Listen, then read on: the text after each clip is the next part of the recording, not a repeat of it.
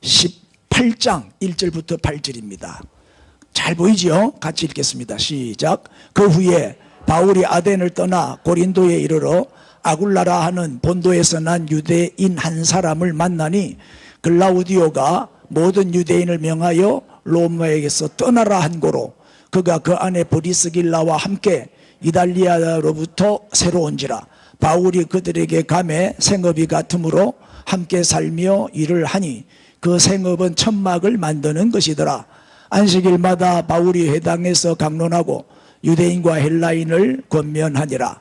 실라와 디모데가 마게도냐로부터 내려오매 바울이 하나님의 말씀에 붙잡혀 유대인들에게 예수는 그리스도라 밝히 증언하니 그들이 대적하여 비방하거늘 바울이 옷을 털면서 이르되 너희 피가 너희 머리로 돌아갈 것이요 나는 깨끗하니라. 이후에는 이방인에게로 가리라 하고 거기서 옮겨 하나님을 경외하는 디도 유스도라 하는 사람의 집에 들어가니 그 집은 회당 옆이라. 또 회당장 그리스도가 온 집안과 더불어 주를 믿으며 수많은 고린도 사람도 듣고 믿어 세례를 받더라. 아멘.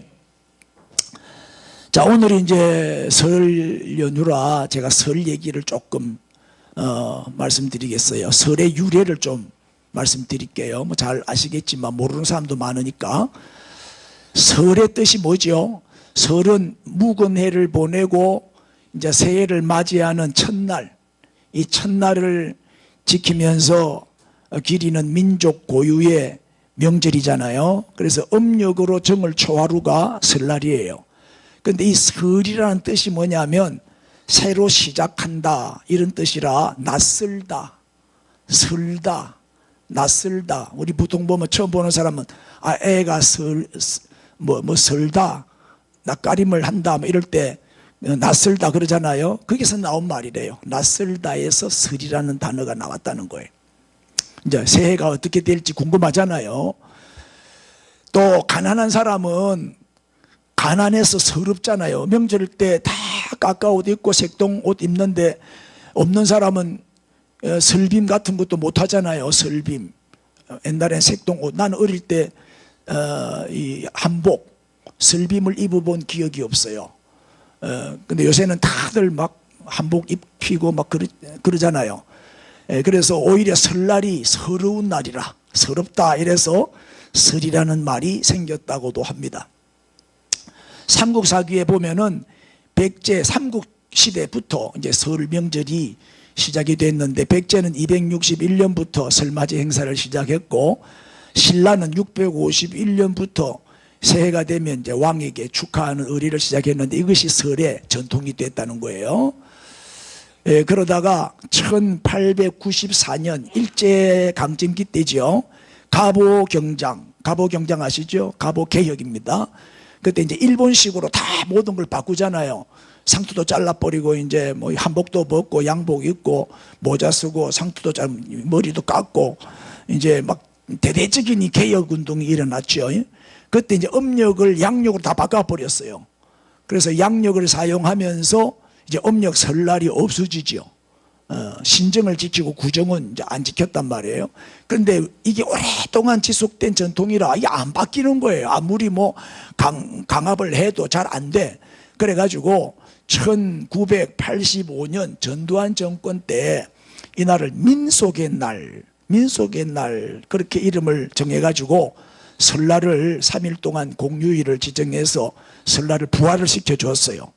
그러다가 1989년도 노태우 정권 때 민속의 날을 설날로 이름을 바꾸고 이제 3일 동안 공휴일로 지정을 해서 오늘에 이르게 됐어요.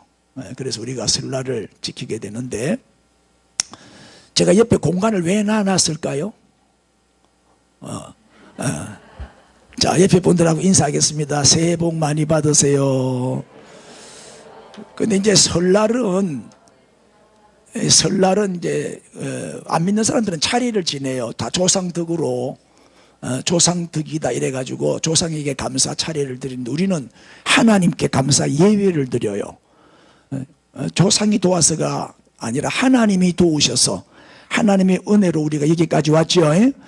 우리는 하나님 은혜로 사는 사람이니까 하나님께 감사 예배를 드려야죠.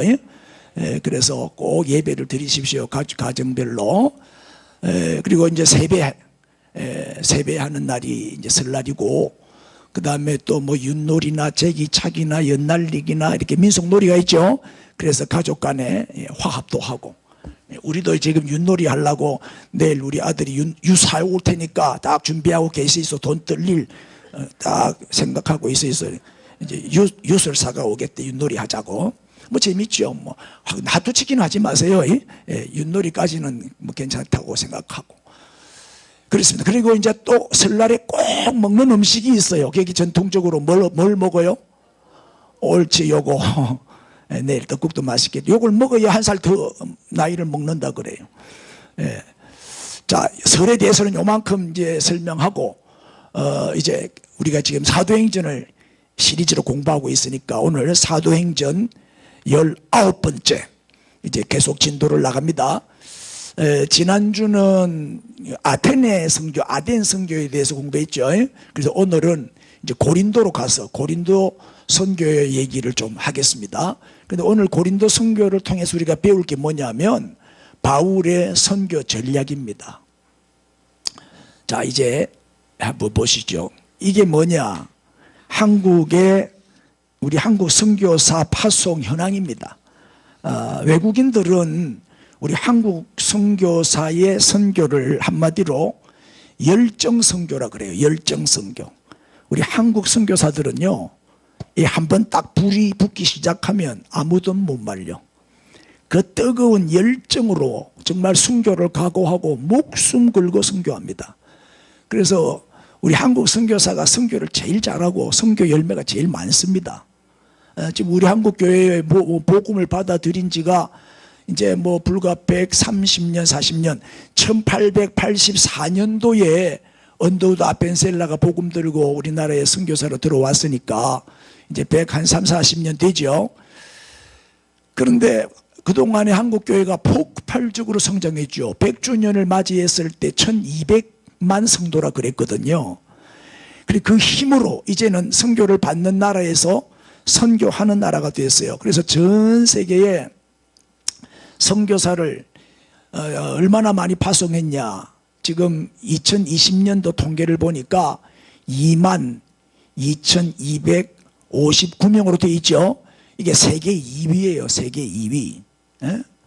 그 한국 세계 선교 협의회 이번 KWMA라고 되어 있는데 이게 이제 한국 세계 선교 협의회인데 여기서 조사를 통계를 쭉 냈더니 저런 통계가 나왔어요. 그 2010년도에 22,000명이었거든요. 근데 지금 2020년도인데 22,000명이에요. 숫자가 별로 차이가 없어요. 왜 그랬을까? 계속 지금 이 막대 그래프가 보세요. 계속 증가하고 있잖아요. 계속 증가했는데 2019년도에 절정을 이루어요. 28,000명까지 선교사를 파송했어요. 그런데 코로나가 오는 바람에 올 수도 돼버린 거예요. 선교사가 오히려 막 불러들이는 거야. 더 이상 파송할 능력이 안 되니까 선교 후원비를 보낼 형편이 안 되는 거예요. 교회가 재정이 어려워지니까. 그래서 숫자가 줄어가지고 지금 22,000명, 이게 2020년 말 통계거든요. 그럼 1년 동안 또 더 줄었다고 봐요. 내가 볼 때는 한 2만 명 밑으로 숫자가 안 줄었겠냐. 이렇게 지금 2021년 말 통계가 아직 안 나왔어요. 그래서 가장 최근의 통계니까. 그리고 여기 보면은 선교사 연령 분포를 보면은 20대, 30대는 몇 명 안 되고 40대가 6,700명, 50대가 8,800명, 60대가 4,200명. 대부분 이제 선교사 나이가 점점 많아지고 있다. 20, 30대의 헌신자는 숫자가 아주 미미하다. 이런 걸 알 수가 있고, 대륙별로 보면은 아시아 쪽에 중국을 비롯해서 동남아시아 쪽에 제일 선교사가 많이 나가 있어요. 61%, 13,000명 이상 나가 있고, 그 외에 뭐 미국, 유럽, 아프리카, 남미, 뭐 중동에 조금씩 이렇게 흩어져 있습니다. 그리고 세계 언어가 한 7,000 언어가 되는데 그중에 성경이 번역된 언어는 한 2500개쯤 됩니다. 쪽복음까지 포함해가지고. 신구약 성경이 다 번역된 언어는 한 500개 정도밖에 안 됩니다. 그러니까 아직까지 할 일이 많죠. 이 부족 언어까지 계산하면 한 7천 언어 되거든요. 그러니까 성경이 없는 나라가 아직도 많이 있다 이 말이에요. 계속 그 나라 언어로 성경을 번역해서 이렇게 선교를 하는 이런 성경 번역 선교사들도 많이 있습니다. 어쨌든 우리 민족은, 우리 한국 선교사들은 이 선교를 가슴으로 해요. 가슴으로. 얼마나 뜨겁게 열정적으로 막 사랑하고 희생하고 헌신하고 막, 그리고 죽도록 합니다. 그리고는 순교도 제일 많이 합니다. 왜냐하면 무대뽀로 막 하기 때문에. 그러나 단점이 있어요. 우리 한국 선교사의 단점이 뭐냐? 열정은 대단한데 전략이 없어요. 전략이 없고 머리가 없어요. 이 전략이 없는 선교, 고생한 만큼 열매가 없는 거죠. 오래 또 못 가는 게 오래 못 가. 전략이 없이 하다 보니까. 그래서 한국식 선교는 가슴은 있는데 머리가 없다, 이런 말이 있어요. 자, 여기 보면 통계를 한번 보시죠. 요게 168개국에 지금 22,000명이 나가 있는데 작년에 비해서 1년 만에 5,780명이 줄었어요. 그래도 세계 2위예요. 1위가 어딜까요? 1위가 미국. 미국은 127,000명인데 인구 대비 비율로 따지면 우리가 더 많아요. 미국은 3억 3천이 넘어요. 3억 3천 인구에 127,000명이고 우리는 5천만 명에 22,000명이니까 비율로 계산하면 우리가 더 많지. 그렇게 따지면 우리가 1등이에요. 별로 안 좋아하네. 인사합시다. 우리가 1등입니다. 예. 자, 그러면 이제 한국 선교사와 서구 선교사의 차이를 간단히 말씀드리면, 한국 선교사는 뭐로 선교한다고요? 가슴으로. 정말 희생하고 사랑으로 합니다. 근데 서구 선교사들은 뭐로 하느냐? 머리로 합니다. 머리로. 우리는 출퇴근이 없는데 이놈들은 출퇴근이 정확합니다. 출근, 칼퇴근. 딱 5시 되면 퇴근해 봅니다. 근데 우리는 사역을 하다가 일이 남아있으면 밤 10시까지 12시까지 막 퇴근 안 하고 밤새도록 해봅니다. 밤낮이 없어요. 우리 한국 선교사는. 그래서 우리 한국 선교사는 뭐로? 열정으로 선교를 하고, 서구 선교사는 뭐로 한다? 서구 선교사의 저게 단점이면서도 장점이 뭐냐? 머리로 한다 이 말이에요. 전략으로 한다 이 말이에요. 전략. 그래서 선교 전문가들은 전략도 없이 막 무대포식으로 무조건 가서 막 부딪히고 보는 이런 선교 방식을 한국식 선교라고 말을 하고 있어요. 서구 교회들이 막 회의하고 있잖아요. 선교를 어떻게 할 것인가 막 전략을 짜고 회의할 때 막 고민하고 연구하고 조사하고 계획을 세우고 있을 때 한국 선교사는 벌써 가가지고 말뚝박고 교회 짓고 있어요. 이렇게 아주 저돌적이고 모험적이고 이 도전하는 개척 정신이 대단해요. 그래서 한국 교회가 급성장을 했고, 또 한국 선교사들이 선교를 제일 힘있게 하죠. 그것 때문에 한국 교회의 성장을 오늘 이렇게 가능하게 한 거예요. 그 열정 때문에. 성공적인 선교에 많은 열매를 맺었는데 그 대신에 뭐가 있어요? 시행착오도 많아요. 실패도 많고. 그러나 이제는 이제 선교의 시행착오를 이제 줄여야 되잖아요. 줄이고 보다 효과적인 선교 열매를 맺기 위해서 이제는 뭐예요? 선교 전략을 아주 진지하게 고심을 해야 될 때가 됐죠.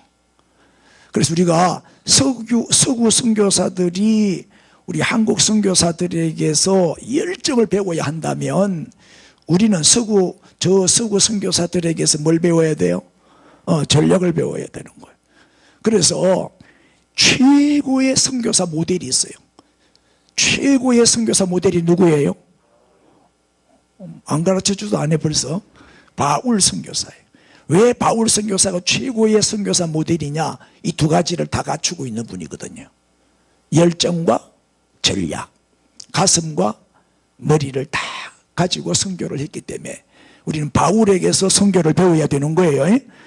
자, 오늘 이제 제2차 선교 여행의 마지막 지역인 고린도. 고린도에서 사도 바울은 가장 오랜 시간을 머물러요. 2차 선교 여행 총 기간이 3년이거든요. 3년 동안 여러 나라를 돌아왔는데 고린도에만 1년 반을 있어요. 1년 6개월 동안 머물면서 사역을 했어요. 그러다 보니까 집중한 거죠, 고린도에. 그리고 괄목할 만한 선교 열매를 이제 거두었는데, 고린도를 변화시킨 바울의 선교 전략이 뭐냐 이 말이에요. 자, 그 첫째가 뭐라고요? 도시 선교 전략입니다. 도시 선교 전략. 인구가 많은 도시에 선교 역량이 집중돼야 된다는 거예요. 처음부터 시골로 가버리면 복음화가 안 되죠.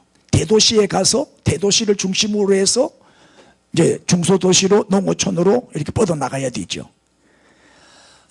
그래서 항상 선교의 기지, 선교 본부는 대도시에다가 세우는 거죠. 이 대도시의 복음화 없이는 시골도 또 세계 복음화도 안 되죠.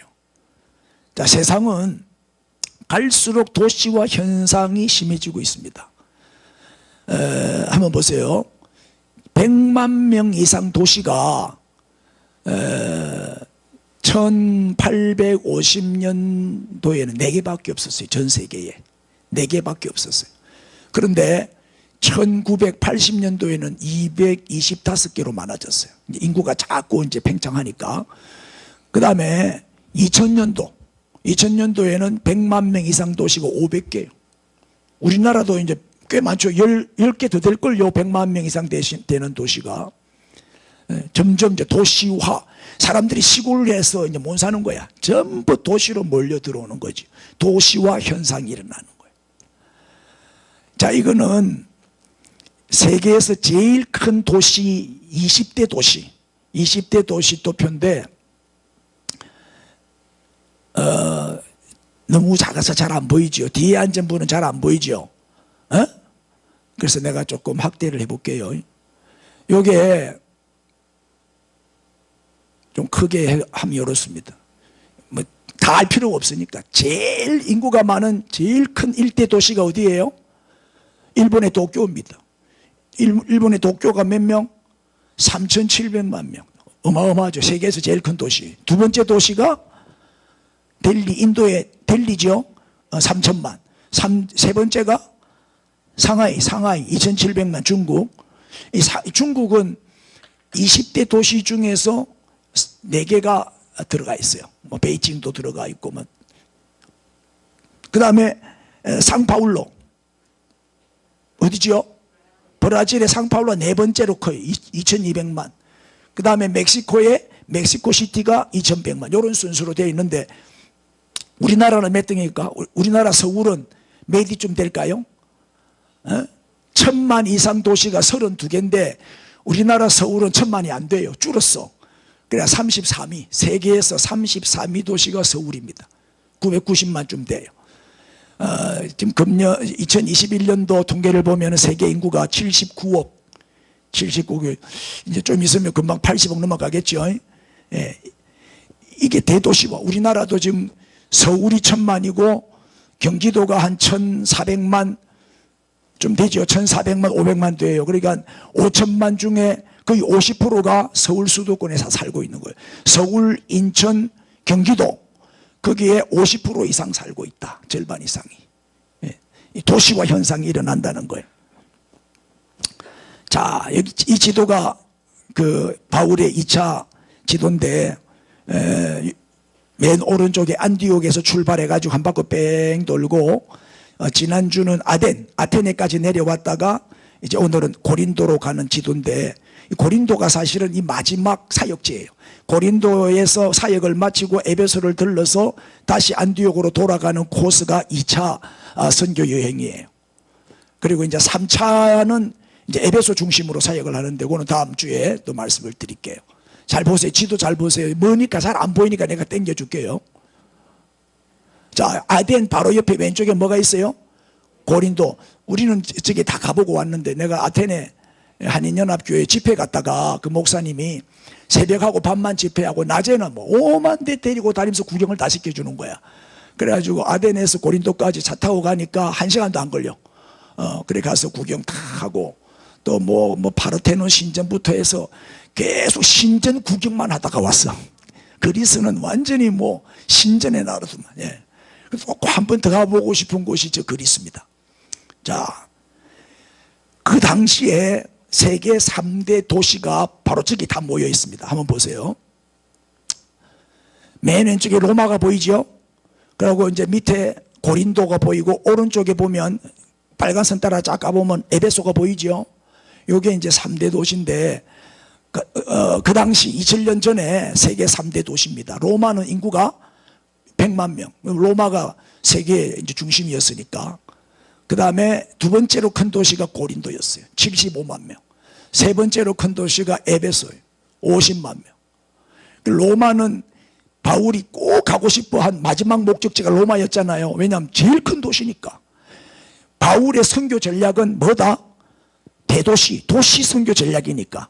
그래서 로마에 가서 2년 동안 거기서 선교하다가 순교당하잖아요. 그리고 고린도에는 1년 반 머물면서 많은 열매를 맺었고, 에베소는 3년을 머물면서 사역을 했는데, 지금 에베소에 가보면 그 바울의 사역 흔적이 참 많아요. 에베소. 소아시아 7교회 중에서 제일 큰 교회가 에베소 교회. 그만큼 이제 집중을 했기 때문에 그런 거죠. 또 도시도 큰 도시였고. 그리고 로마나 고린도는 뭐예요? 유럽 지역이지만은 에베소는 뭐예요? 아시아 지역이잖아요. 그죠? 예. 자, 그래서 이제 고린도 오늘 얘기를 좀 해야 되기 때문에 고린도 설명을 좀 할게요. 고린도는 어떤 도시였냐? 사랑과 쾌락의 도시였어요. 아주 환락의 도시야. 음란하기 이를 데 없는. 원래 그래요. 잘 사는 그 당시에 최고로 잘 사는 도시가 고린도였어요. 고린도는 무역과 상업의 중심지였어요. 그리고 교통의 길목이었고, 그러다 보니까 막 이 무역하는 사람들이 많이 그래 왔다 갔다 하다 보니까 돈이 많죠. 돈이 많으니까 거기 이제 요식업, 숙박업이 발달하고, 문화도시, 뭐 공연이 많고 쇼가 많고 뭐 그러잖아요. 우리는 요새 텔레비만 틀면 막 우리는 또 계속 뭐 공연 쇼, 뭐 트롯 뭐 이런 게 나오는데, 이런 게 자꾸 발달하는 거죠. 돈이 많으니까. 그리고 이제 고린도에서는 체육, 그 당시에 체육 축전, 지금 이제 올림픽이죠. 올림픽의 이제 전신이 바로 고린도 체육 축전에서 시작된 거예요. 2년마다 개최를 했다 그래요. 그러면 막 전국에서 다 몰려드는 거야. 몰려드니까 굉장히 이제 숙박업도 발달하고 식당도 많고 뭐 술집도 많고 유흥가가 많이 이제 생기는 거죠. 해발 600m 바위 언덕이 있는데, 고린도에 가면 그 바위 언덕 위에 성체가 있어. 성을 쌓아놓은 성체가 있는데, 그 꼭대기 600m 고지의 바위 언덕이 24만 평방미터, 약 7만 3천 평 정도 되는데 둘레만 3km가 돼요. 거기에 미의 여신 아프로디테 여신 많이 들어봤죠? 이 아프로디테 신전이 있어요. 이 고린도를 지키는 수호신이야. 이 고린도 도시의 수호신이 이 아프로디테예요. 이 아프로디테는 여신이잖아요. 아주 음란한 신이잖아요. 이제 아프로디테 신전을 보여드릴게요. 바로 이렇게 생겼어요. 이제 다 무너지고 지금 저 기둥만 남아 있는데, 기둥의 높이와 기둥의 숫자를 보니까 그 신전의 규모가 어떠했다는 것이 짐작이 되죠. 어마어마하게 크잖아요. 저렇게 높은 기둥이 있으니까 건물이 굉장히 컸다 하는 것을 알 수 있어요. 여기에서 수종드는 여사제, 신전이니까 여사제만 1000명이 넘었어요. 이 1000명의 여사제가 저 안에서, 저 신전 안에서 무슨 짓을 했냐? 공개 매춘 행위를 한 거예요. 그렇게 이제 저 아프로디테의 신을 섬기는 행위가 성행위라요. 얼마나 문란하고 엄란한 도시였다 하는 것을 알 수가 있어요. 저게 고린도였습니다. 그러니까 복음이 필요한 거예요. 그러니까 바울이 복음 들고 들어가는 거예요. 너무나 타락하고 엄란하고 부패했기 때문에. 저런 도시에 예수가 필요하고 복음이 필요하죠. 복음이 들어가야 저들을 변화시킬 거 아니에요. 예? 우리는 편한 곳으로만 찾아다니면 안 돼. 영적 전투, 나는 진주가 한국의 선교지라고 생각해요. 그래서 우리가 들어온 거예요. 우리가 이 복음으로 정복해야 되니까. 정말 복음이 필요한 도시가 이 진주지요. 예. 고린도 하면은 유명한 게 고린도 운하예요. 고린도 운하. 저도 직접 가서 보고 왔는데 막 감탄을 했죠. 세계 3대 운하입니다. 파나마 운하, 수에즈 운하, 그리고 고린도 운하. 고린도 운하가 어떻게 생겼는지 보여드릴게요. 바로 이렇게 생겼어요. 예. 운하. 요게 구체적으로 말씀드리면 이제 고린도만과 사로니코스만, 사로닉만이라고도 하는데 그를 연결해요. 그래서 이게 연결이 됨으로 배가 7,000km를 단축, 뺑 돌아가야 되는데 찔러가 버리니까, 운하를 통과해 버리니까 7,000km를 단축할 수가 있는 거예요. 말이 7,000km지 어마어마한 거리 아니에요. 여기서 저 서울까지 400km도 안 되는데. 그리고 이 운하의 길이가 6.3km, 폭은 25m, 바다 깊이가 8m에서 10m밖에 안 되기 때문에 관광용 여객선만 지나다녀요. 폭이 좁으니까 큰 배는 일로 못 다녀. 그러니까 관광용 여객선만 주로 많이 이용했던 운하가 저 고린도 운하였어요. 그리고 높이, 저 바다에서 위에 높이가 80m. 네. 저 위로 이제 다리가 몇 개 놓여 있는데 저 다리를 건너죠. 그 다음에 이게 사실은 주 67년에 네로가, 로마의 네로가 죄수들 수천 명, 수만 명을 동원해가지고 이 공사를 처음 시작을 했어요. 운합하려고 했는데 실패하죠. 기술 부족으로 실패하고 나중에 이제 프랑스 기술진에 의해서 1881년부터 12년 공사해가지고 이제 완공된 운하예요. 그리고 고린도에는 이제 저 운하를 보기 위해서 이제 관광객들이 많이 몰려오죠. 예.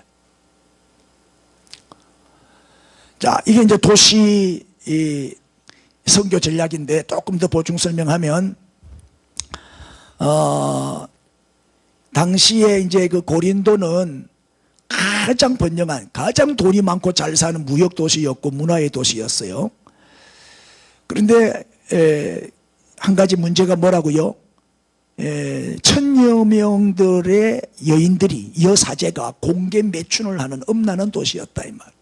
그래서 사람들이 고린도인처럼 행동한다 하는 말이 돌아. 너는 꼭 고린도인처럼 행동하네, 이런 게 말이 돌았는데 무슨 뜻이지요? 고린도인처럼 행동한다는 말은 뭐요? 매춘을 한다, 그런 말로 통할 정도로 엄란한 도시였다.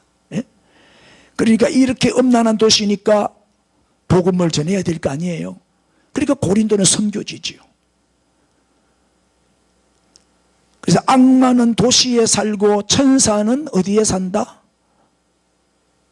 농촌에 산다. 그래서 농촌에 사는 사람들이 다 순박하고 착해요. 도시에 사는 사람들은 이 시멘트 바닥처럼 강팍하고 완악하고 이기적이고 아주 악해져요, 도시에 살면. 그래서 대통령은 반드시 시골 농촌 출신이 대통령이 돼야 돼요. 동의가 안 되네. 시골 출신들이 확실히 보면, 그죠? 사람이 좋아요, 부드러워요, 마음이. 그런데 처음부터 도시에서 오래 살면 사람이 그만큼 강팍해지더라고. 메말라지고. 그래서 이제 그 당시에 고린도는 가장 번영한 도시였기 때문에 가장 악한 도시였고 가장 음란하고 폐역한 도시가 고린도였다. 그래서 도시의 변화가 더 필요한 거죠. 지금도 바울처럼 이 도시 선교 전략이 절실히 필요하고 중요하다 하는 것을 알 수 있어요. 우리 진주가 복음화되면, 이 진주가 복음화되면 어떻게 돼요? 서부 경남 복음화는 금방 되는 거예요. 할렐루야. 이 진주가 살아나야 돼요. 여기가 살아나면 서부 경남 복음화는 쉬워져요. 오히려 시골 사람들이 순진하고 복음을 잘 받아들인다고. 자, 그래서 도시에 들어갔다. 도시 선교 전략이 첫 번째 사도 바울의 선교 전략이었다. 두 번째는 무슨 선교? 자비량. 바울은 고린도에서 자기 평생에 가장 큰 힘이 되는 동력자 부부를 만나요. 그 동력자가 누구죠? 아굴라와 브리스길라 부부였어요. 봅시다. 1절에 그 후에 바울이 아덴을 떠나 이제 아테네 선교를 마치고, 아테네에서도 사실 쫓겨나잖아요. 아테네에서 떠나서 고린도에 이르러 아굴라라 하는 본도에서 난, 본도는 이제 소아시아 지역이죠. 소아시아 지역에서 태어난 유대인 한 사람을 만나니, 그래 아굴라는 유대인이죠. 글라우디오가 모든 유대인을 명하여 로마에서 떠나라 한 거로, 이 글라우디오 황제가 로마에서는 유대인들은 살 수 없다. 그 당시에 이 아굴라는 로마에서 살고 있었던 모양이에요. 로마에서 살고 있었는데 유대인들은 로마를 떠나라, 쫓겨나죠. 그래서 쫓겨나가지고 로마에서 어디로 이사를 와요? 고린도로 이사를 온 거예요. 고린도로 이사를 왔는데 그 아내가 누구라고요? 브리스길라예요. 이 브리스길라가 로마 사람이에요. 브리스가라고 그러죠. 이 브리스가의 애칭이 브리스길라인데, 이 이탈리아가 뭐예요? 이탈리아 지금 로마죠. 로마로부터 새로 온지라 바울이 그들에게 가매 고린도에서 이 아굴라와 브리스길라 부부를 만난 거예요. 왜 만나게 됐냐? 3절 뭐가 같으므로? 생업이 같으므로. 먹고 살기 위해서 가진 직업의 생업이잖아요. 이 생업이 같으므로 함께 살며 같이 살았다. 한 집에서 같이 살았단 말이죠. 같은 일을 했어요. 그 생업이 뭐라고요? 텐트 메이크, 천막을 만드는 것이더라 그랬어요. 그리고 이 유대인 부모들은 이 자녀를 키울 때 철칙이 하나 있어요. 만약의 경우를 대비해 가지고 생존 전략으로 생업을 위해서 반드시 기술을 가르쳐요. 자격증을 따게 해요. 바울은 가말리엘 문화에서 공부를 했고 또 다소 대학을 졸업한 상당히 지식인이고 지성인이고 박식한 박사잖아요. 요즘으로 아주 실력 있는 분이에요. 그런데 만약을 위해서 먹고 살아야 되니까 기술이 있어야 된다. 사람은 기술이 없으면 안 된다. 여러분 기술만 있으면 취직하기 쉽죠? 기술이 없어서 취직이 안 되는 거지. 그러니까 힘든 노동하는 거예요. 그래서 어릴 때부터 바울은 이 텐트 만드는 기술을 배웠던 것 같아요. 학자의 훈련도 받았지만은 천막 만드는 기술이 있었어. 그래서 이제 이게 천막업자 아굴라 부부와의 만남과 동력을 가능하게 한 계기가 된 거예요. 그래서 아굴라 부부가 로마에서 박해를 피해가지고 고린도로 이사를 왔는데 거기서 바울을 만났다. 여러분 모든 만남 속에는 하나님의 섭리가 있죠. 절대 우연히 만나는 만남은 없어요. 하나님이 만나게 하시는 거예요. 부부도 그래요. 하나님이 짝지어 주시는 거지 우리가 오다 가다 만난 게 아니라니까요. 할렐루야. 하나님이 내게 보내준 사람이라는 확신이 있어야 돼요. 그래야 이혼을 안 해요. 그 확신이 없으니까 헤어지는 거예요. 바울은 이제 먹고 살아야 되니까 막 직장을 여기 구하러 여기저기 다녔겠죠. 그래 막 천막 공장이 있으니까 내가 기술이 있으니까 여기서 일 좀 합시다. 그래서 취직이 된 거예요. 그것도 우연이 아니죠. 하나님이 만나게 하신 거예요. 그래서 바울은 낮에는 일을 하면서 돈을 벌고 밤에는 이제 아굴라 부부와 함께 전도하면서 안식일마다 해당에 들어가서 성경을 가르치고 밤에는 사람들을 모아서 또 전도하고 밤낮 이렇게 사역을 한 거예요. 그런데 이 브리스길라와 아굴라 부부가 어느 정도로 좋은 동력자였냐 한번 보세요.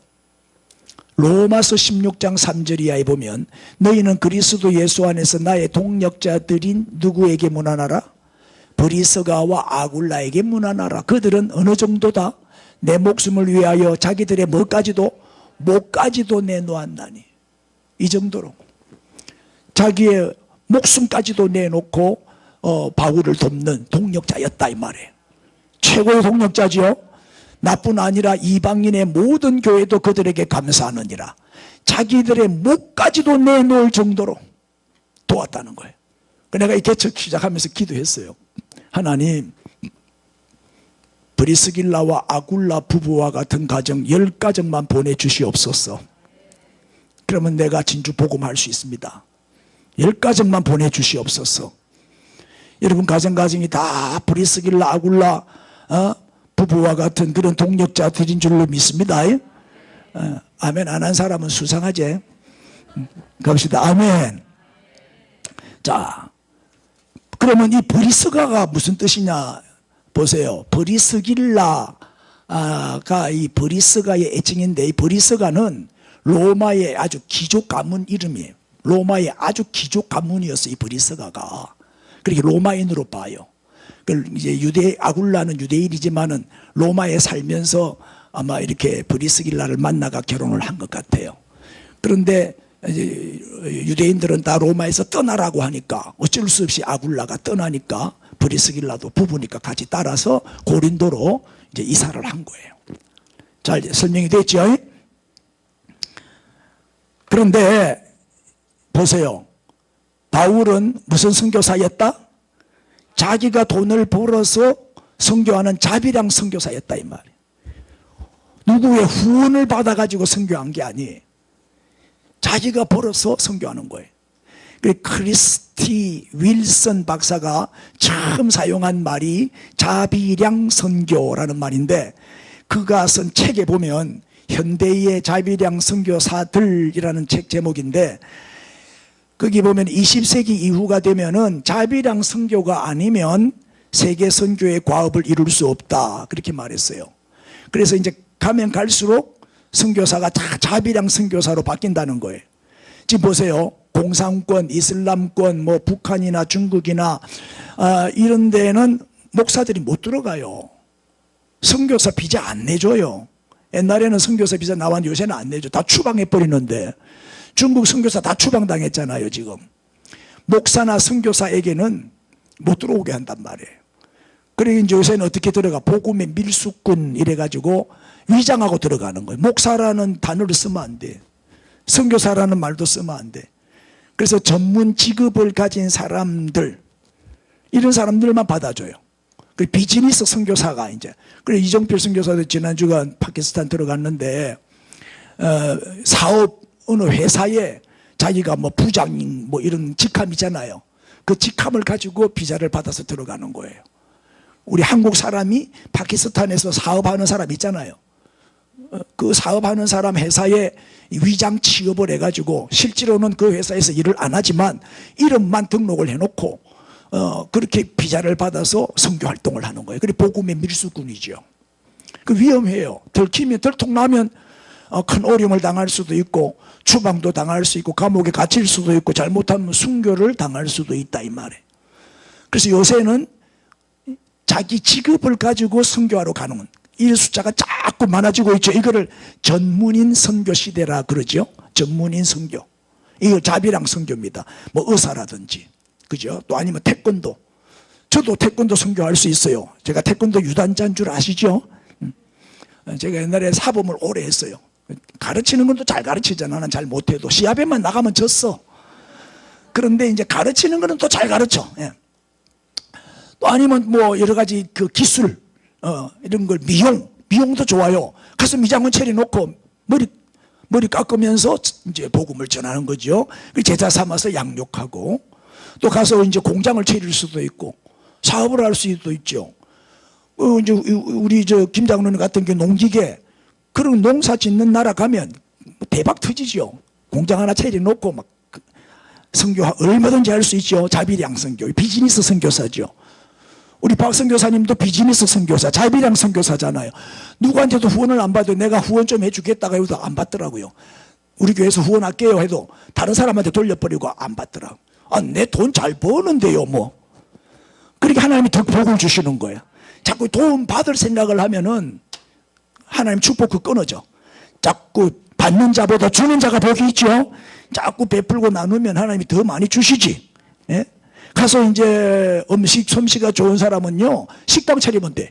식당 차려가지고 얼마든지 선교할 수 있고, 학원 같은 거 차려서 나는 이제 한국어 교원 자격증도 있어. 그래서 학원 차리면 돼. 한글 학교, 세종학당 이런 거 차려가지고 한글 가르치면서 복음 전할 수도 있고 돈도 벌고 생활도 된다니까요. 그 우리 베트남 선교사도 내보고 네 베트남 오라, 베트남에서 이거 한국 어학당 차려가지고 하면 된다고, 내가 학생들 다 모집해 줄 테니 모아줄 테니까 목사님 와서 가르치기만 하면 된다고, 그러고 돈 조금씩 받으면 생활비도 다 된다고.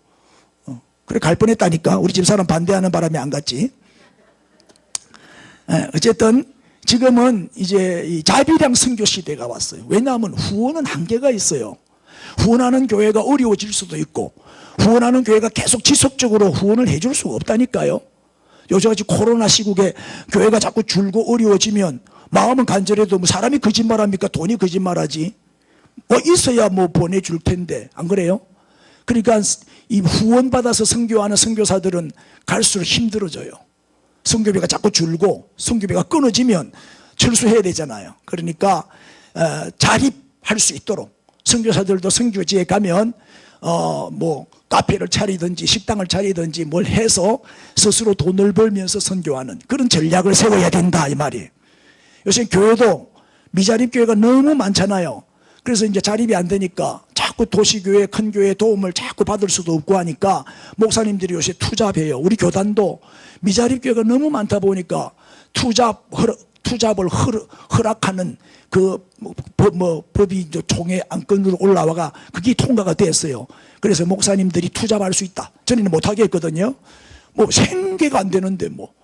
그래서 이제 밤에 뭐 대리기사도 하고 뭐 학원 픽업도 하고 뭐 이렇게 아침에 뭐 신문 배달, 우유 배달도 하고 뭐 여러 가지 이렇게 투잡하는 목사님들이 많아지고 있고, 개척 교회들은 주로 이제 상가 교회가 많은데 주일만 예배를 드리니까 주중에는 뭐 카페 교회 하는 교회도 있고, 뭐 식당 하는 교회도 있고, 또는 뭐 방과후 학교 뭐 이런 거, 노인들 뭐 노치원 이런 거, 주간보호센터 이런 것도 하고, 어린이집 뭐 이런 것도 하고 교회가 합니다.